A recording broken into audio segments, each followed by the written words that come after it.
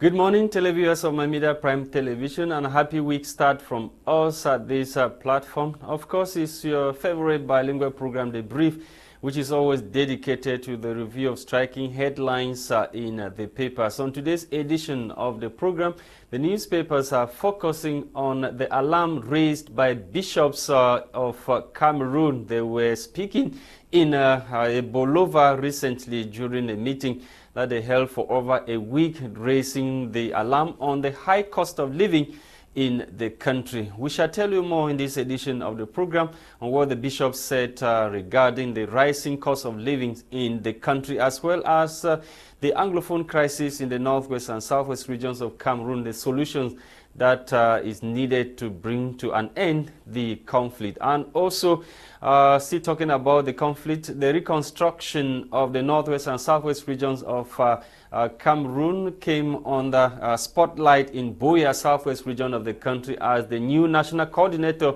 went visiting the Southwest Regional Assembly to talk about the priority areas of the reconstruction. We shall talk about that in this edition of the program. Stay with us as let's have the headlines now with Gwladys Bomotonguina in the French language newspapers. Bonjour Gwladys. Bonjour Lasha, bonjour à vous fidèles téléspectateurs de Maitre Prime Télévision et merci d'être fidèles à cette édition de Débrief, votre émission bilingue de revue de presse. Ce matin, nous débutons avec l'économie quotidienne. Ce matin nous amène dans une évaluation financière. Le journal nous parle ici des 18 entreprises à fort potentiel. Le journal nous révèle ce matin qu'il s'agit, selon la commission de réhabilitation des entreprises du secteur public et parapublic, de celles qui ont donc dégagé un résultat d'exploitation et un résultat net positif au 31 décembre 2021. La liste de ces 18 entreprises à fort potentiel, c'est dans cette édition de l'économie quotidien à sa page 3. En page 9, le journal nous parle de marché financier. Le Tchad et le BDAC clôturent donc leurs emprunts avec succès. Nous continuons, mesdames, messieurs, ce matin avec Mutation Quotidien. Mutation Quotidien nous amène au cœur des élections au Cameroun. Le train des sénatoriales, c'est le grand titre ce matin paru par Mutation Quotidien. De grandes manœuvres s'annoncent donc notamment au sein du RDPC en vue du scrutin du 12 mars prochain. Les détails sont en page 7 de Mutation Quotidien ce matin. En page 4, le journal nous amène toujours dans la ville de Douala. Le grand oral du maire, c'est dans cette édition de Mutation Quotidien. Nous poursuivons avec Info Matin ce matin, mesdames, messieurs, qui nous parle en grand titre du gouvernement camerounais. Pas de remaniement ministériel avant mars. Des sources introduites. Paul Biya s'apprête donc à retoucher en profondeur les exécutifs de l'Assemblée et du Sénat, dont les dirigeants pourraient donc épouser une nouvelle logique dans l'équilibre régional. Du coup, la tenue des sénatoriales le 12 mars devrait donc, sauf changement autant pour moi, conduire le chef de l'État à différer le remaniement ministériel aujourd'hui dans les parapheurs. C'est du moins ce qui nous paraît ce matin par Info Matin et les détails sont en page 3. Nous clôturons avec la météo. Ce matin, la météo hebdo nous parle ici des enrichissements illicites au Cameroun. La liste des pilleurs des lignes 94, 65 et 57 sont donc dans cette édition de la météo hebdo. Renversant, hallucinant ou effrayant, c'est du moins l'information que nous présente ce matin la météo hebdo. Mesdames, messieurs, voilà pour vos titres ce matin. En langue française, place à la découverte de ces titres en langue anglaise et c'est avec toi, Lasha.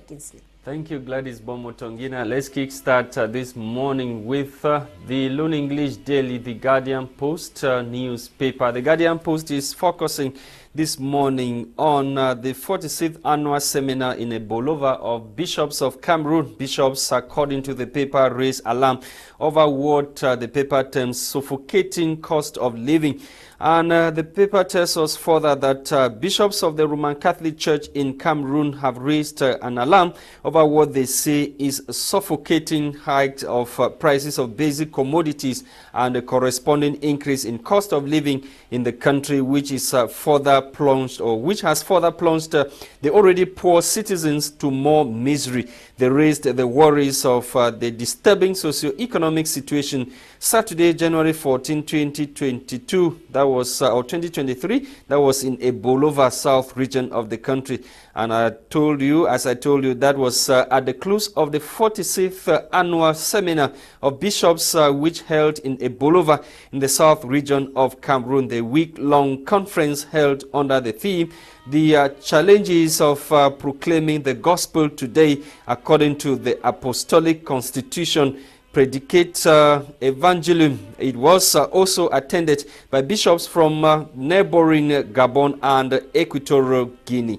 We continue to talk other issues, this time around senatorial elections in Cameroon. Biya convenes senatorial election for March 12, 2023. The President of the Republic of Cameroon, Paul Biya, has convened the Electoral College for the election of new senators in the country. Biya, in a presidential decree signed Friday, January 13, announced the holding of the said election for Sunday, March 12, 2023. Get full details on the modalities of the election in this edition of the said newspaper. Aya Paul, others accused of sponsoring terrorism and secession. We are told by the paper that former Supreme Court judge and one-time member of Parliament or National Assembly, Honorable Aya Paul Abine, is currently facing accusations of sponsoring terrorism and other related offenses in his native Akwaya subdivision. The accusations are at the front burner of a complaint lodged before investigators at the Gendarmerie headquarters of the Southwest region. More details on page 9 of this edition of the Guardian Post newspaper. Onto the median. The median is also interested in the Senate elections. Voters go to the polls on 12 March 2023. In keeping with the Constitution and the Electoral Code, President Paul Biya on Friday convened the electorate for forthcoming senatorial elections in Cameroon. On to Cameroon Insider. Cameroon Insider is also focusing on the 2023 senatorial elections in Cameroon. Ball set ruling. Paul Biya convenes Electorate College or Electoral College. Elekam says ready for the challenge. President Paul Biya of the Republic of Cameroon, in a decree signed last Friday, January 13, 2023, announced the forthcoming senatorial polls for Sunday, March 12, 2023. The move has already sent to work some key stakeholders such as Elekam, political parties, and aspiring candidates involved in the electoral process. Full details in this edition of the said newspaper. Let's talk about the reconstruction of the Northwest and Southwest regions of Cameroon. Stakeholders examine new priorities. The national coordinator of the presidential plan for the reconstruction and development of the Northwest and Southwest regions was in the Southwest region recently for a working visit in which he held talks with members of the Regional Assembly and development stakeholders on ways of improving collaboration and ramp up the implementation of the projects. Full details in this edition of Cameroon Insider newspaper. We end with the Post newspaper. The Post newspaper is also interested in the forthcoming senatorial elections in the country. Underground investiture battles begin as Senate polls is billed for March 12, 2023. Following last Friday's presidential decree that slated Senate election for March 12, 2023, underground battles and lobbying have already begun as some CPDM militants are already scheming to have their way through when the investiture committee of the party sits. Many of the ambitious militants of the party who got the news while abroad are struggling to come back home in a hurry in order to not to lose the investiture march by forfeiture, as the paper tells us this morning. While the incumbent senators are battling to stay on, many others are in full campaign to grab the Senate or the seat from them.